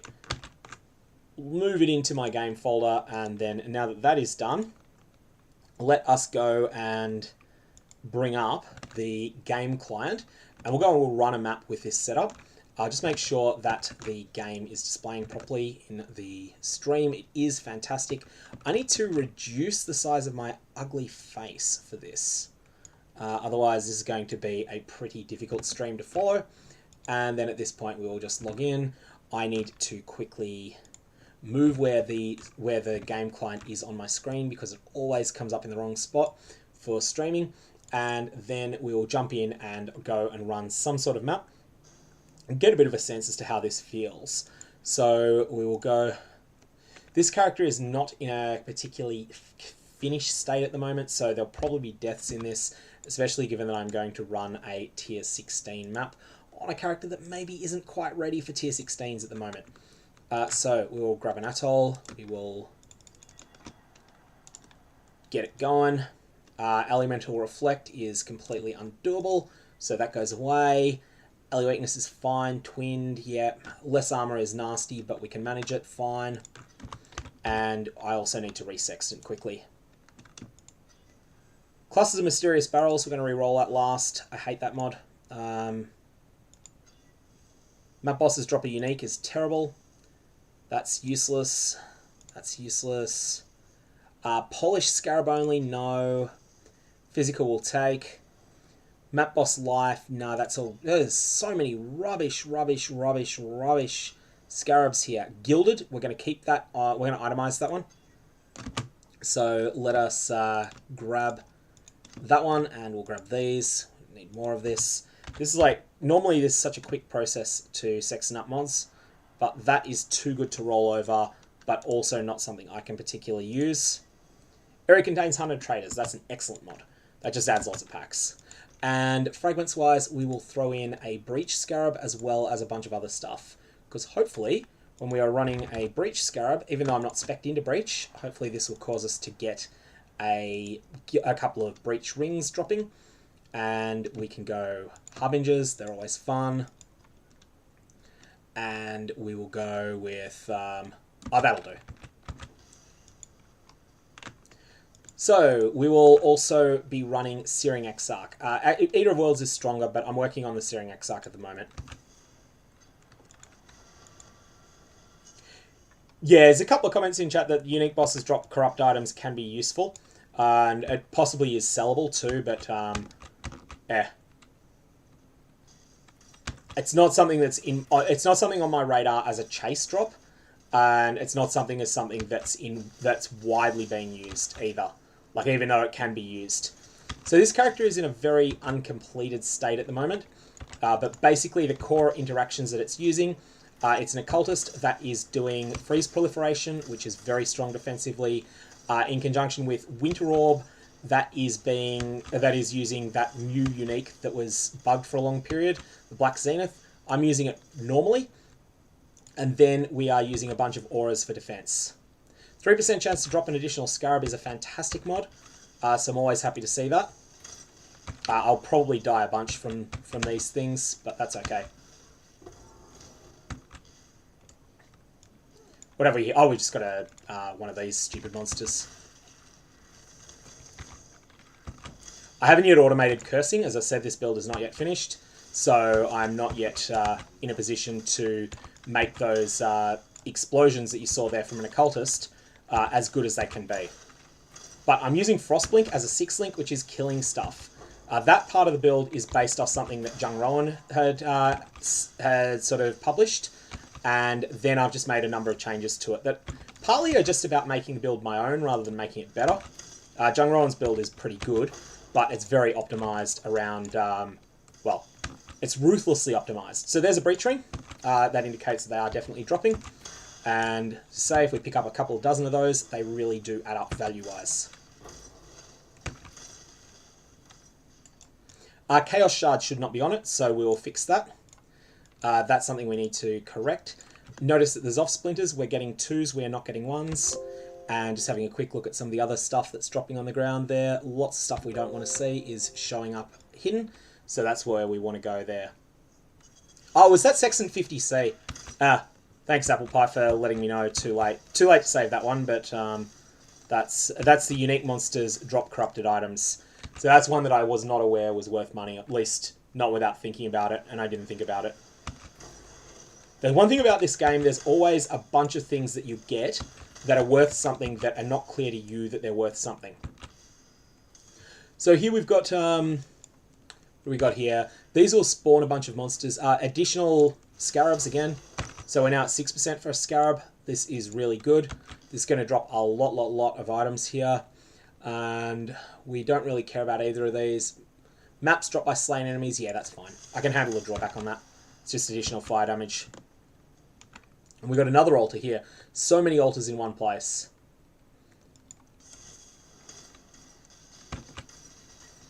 These monsters are dropping consecrated ground now. That ends up being pretty nasty.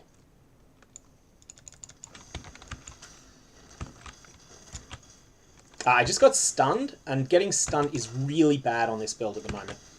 It's one of the things that I am not yet... as I say, this is not finished or anything close to finished, and that is really hurting me, is the lack of an ability to mitigate stun in any way, shape, or form.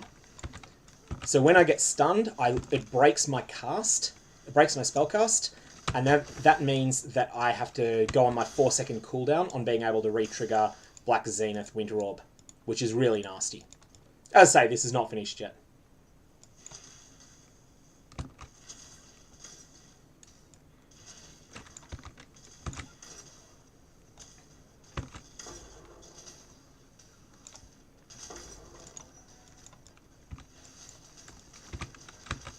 Okay, I'm going to follow the Abyss. Sort of still hoping to get the Amanamo boss out of this. That'd be nice to see. People may be wondering how I'm surviving with 4,000 life in a tier 16 map. And the reason for that is that I have ridiculous amounts of armor and evasion. And armor and evasion are really good now.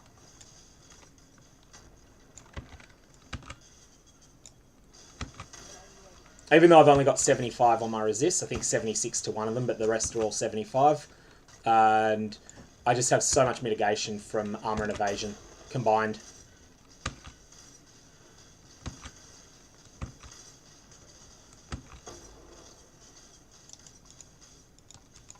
Oh, the Meteor on Flask mod, yeah, that is quite funny. A bunch of the new Eldritch mods are actually pretty mean.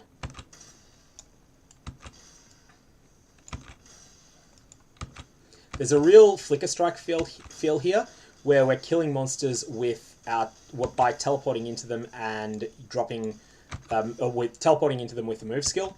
So that move skill is the, what do you call it, Frostblink, 6-linked.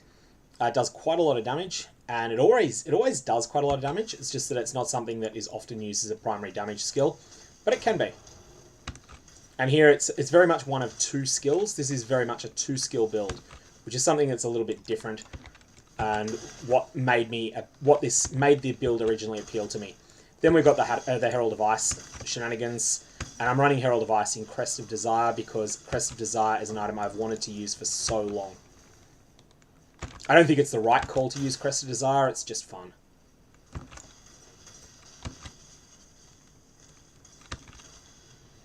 Yeah, Burning Ground on Death is a devastating mod. You do not mess around with that mod at all. It is brutal. It is really, really unfair at the moment, and you just have to accept that it is a killer mod. You can still do it, but you have to do the fights very slowly and carefully. Now, I don't have automated cursing currently. Again, that has to be fixed in the short term, because currently, whenever I curse an enemy, then you see those really ridiculous occultist explosions. But those are not happening unless I've cursed the enemy.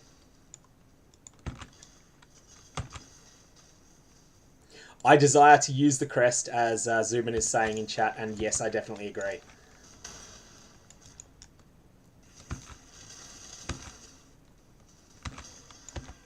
Oh, there I was thinking that I was going to need to go and do a cleanup there, but I didn't.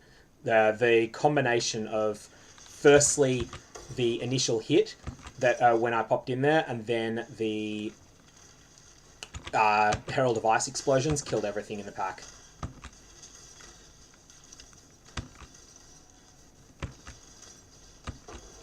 These Harbingers actually probably were not a good idea to put in this. This build does not clear Harbingers well at the moment. That said, I'm getting a lot of levels. So the only thing we've seen drop that we do not want on the filter is Chaos Shards. They need to be addressed. I had to check those gems. They're singing out to me too much. I'm okay with picking up 20 quality gems. I just don't want the game singing about them, because ultimately they are a GCP with an extra step involved. And we will take the drop 3 additional Scarabs on the bot. Oh no, we're not taking 100% chance to create Consecrated Ground. We are not taking that on a map boss. No way. Not for this character's first tier 16 map boss. I'm not sure I'd be able to beat that map boss with that on it.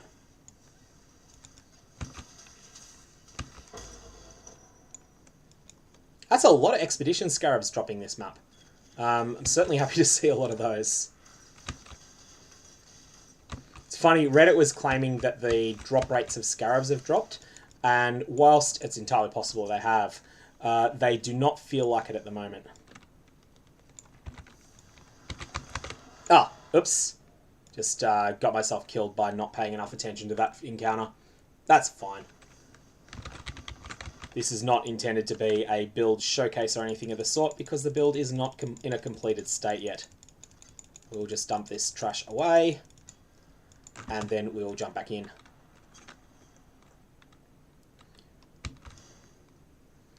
This map is annoying to die on, though, just because of the layout. I mean, any map is annoying to die on, but probably more so than most.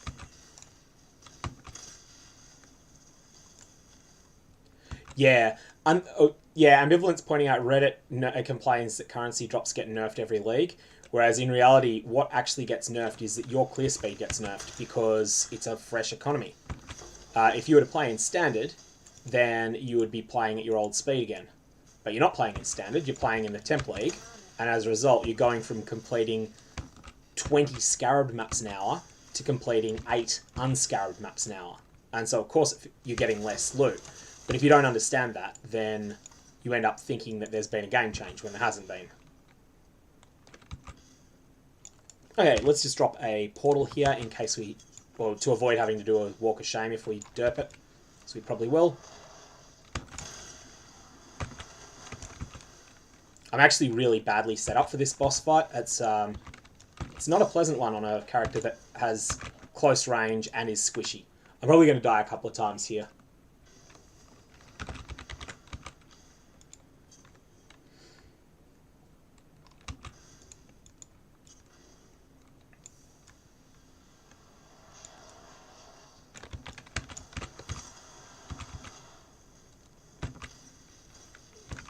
Yeah, I don't know if I can beat this thing. It's like, I don't think I can stand anywhere safe. I'll try from a longer distance, but I just may be too squishy to do this fight at the moment, which is kind of ridiculous for the... I mean, this character is in an incompleted state, but it always feels ridiculous to massively outgear a fight and still die a few times and have to give up on it. But anyway. Let's get clear. My evasion doesn't help me at all here, and armor is of limited use against big individual, against elemental hits like that. I mean, obviously, I still have the defenses provided by my Molten Shell, but that's of limited use when there's an individual massive hit. Why did I He exploded one of his frost bolts. That was me just not knowing a niche mechanic there. That was me misplaying because I forgot that he can do that. Because I haven't fought this boss for in a long fight for a while.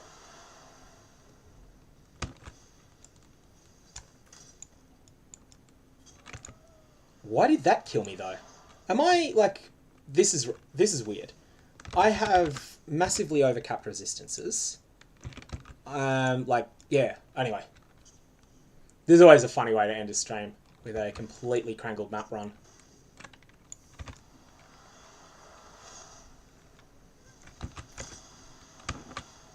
Oh my god, this thing is hitting hard though.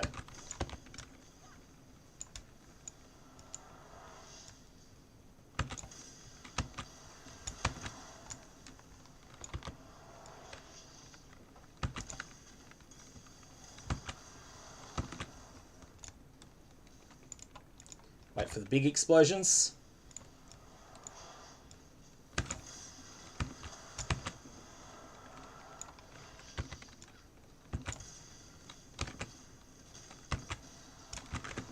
Flee.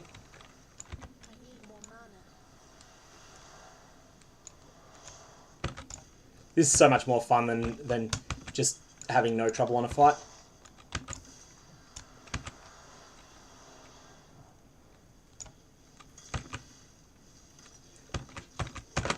The point where a league dies is when you can no longer have a ridiculously close battle like this that goes on for ages and you're just genuinely not sure you're going to win or not.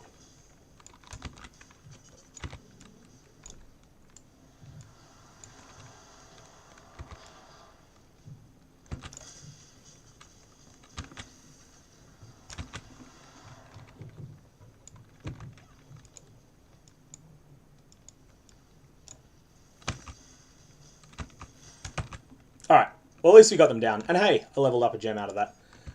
That was a much more exciting fight than I thought. This is Crangled at the moment, Gary Bennington. I was asking what the build is, but it is... I'm currently quite low level, like 85 or so, but this is a Winter or Black Zenith build that is not really working that well, and that is using Frostblink to get around. It's reasonably closely based on Jung Rowan's build that he listed, but it's not min-maxed, and I haven't yet got Crystallized Omniscience gear yet, so I haven't done a Crystallized Omniscience swap. With Crystallized Omniscience, it would be far better than it is here, but... Anyway, that's the build outline. Also needs Melding of the Flesh really badly. Really, really badly needs Melding of the Flesh, which is an easy trade to pick up. But with all that done, I think the only change that really needs to be made on the filter, we'll just quickly... Let's actually close out of the game client at this point. The change that needs to be made is that we need to hide Chaos Shards. So we need to just go back into the currency section and search here for Chaos Shard.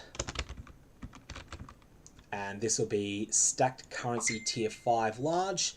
This is the stuff we need to look for. And here, what we want to do is have a look and make sure. Is there anything here that we do want to see? How do we... I just think it's that Chaos Shards should be considered tier 6 instead. Let's just call them tier 7. Is there anything else here that I'm unhappy to see in quantities? No, there's not. Okay, so that's the change that we needed to make. All right, at that point, I think I'm pretty happy with where the filter is currently, so let us save that at my end and let us get a share for it. So how do I share it? I now just go and type it into YouTube, I believe. So at this point, I think I can just type it like this, and hopefully that is a functioning link. And otherwise, that's going to be the end of the stream as long as that has worked. I want to make sure that it does. Let's just open a incognito window and go to that same thing and make sure that it seems like it's working. Online save state loaded. Excellent. That looks like it is currently showing up just fine. So hopefully that should work for everyone else. It certainly does for me. And with that in mind, I think we are basically done with the stream unless people want to ask any questions or anything like that. It works for you? Excellent. Obviously make changes to it yourself. There's going to be things that you want to change from it because your playstyle will be different to mine. The key thing though that I would make sure you do is keep those breach rings as they are because those things are worth your while picking up now. And that is an explicit change from how things used to be. That is quite different to the game in the past. I'm just going to quickly edit that into the... I think I can edit that from the YouTube studio window. I don't know if I can do that while it's still open. I might do that afterwards. Yeah, Lola, I am planning to potentially do this more often, the stream, like streaming a loot filter setup. It's one of those things that you can do multiple times in a league, and sometimes I'll stream it, sometimes I won't. Just depends upon the time of day and that I'm doing it. Sometimes this is the sort of thing I will do at midnight when the rest of the household's asleep, and it's just a bit on the antisocial side to stream at midnight then. Example Pie, the reason you want to keep them on your filter is for the Grasping Mail recipe. If you're in Trade League, just sell them, but sell them for 4 exalts. Oh, sorry, 4 chaos each.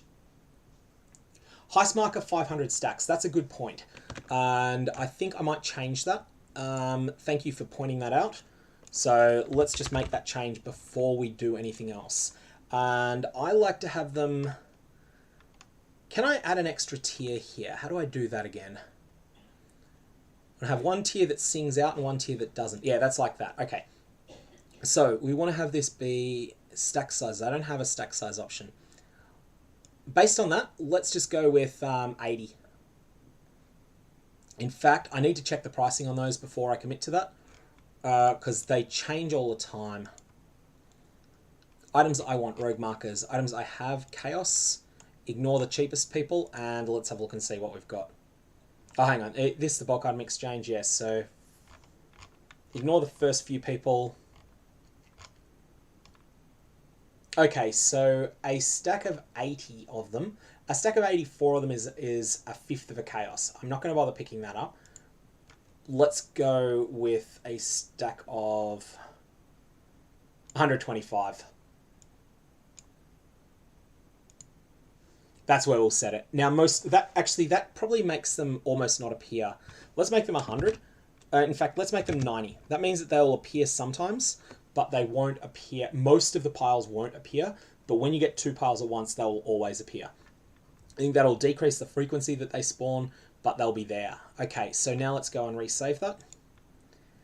And that's going to be a new share link, which I will put into the chat here.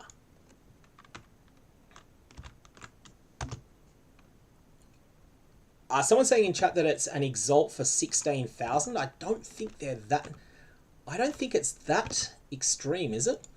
And let's have a look at TFT. It may be that there's just a bunch of... there's an opportunity for some serious arbitrage here. But I'm just going to check TFT myself a moment to check the current situation there. And so we have markets.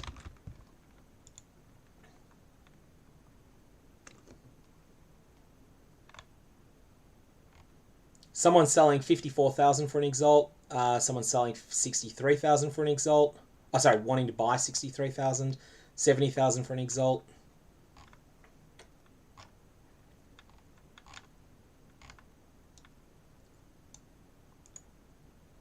Okay, we just need to change that to rogue marker because there's another thing that shows up on that.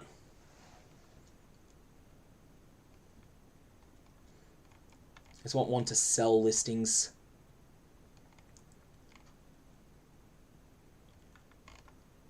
Want to sells. 50,000 to an Exalt unsold. 40,000 to an Exalt unsold. 55,000 to an Exalt unsold. 50,000 to the Exalt. Yeah, I think they are genuinely 400 a C.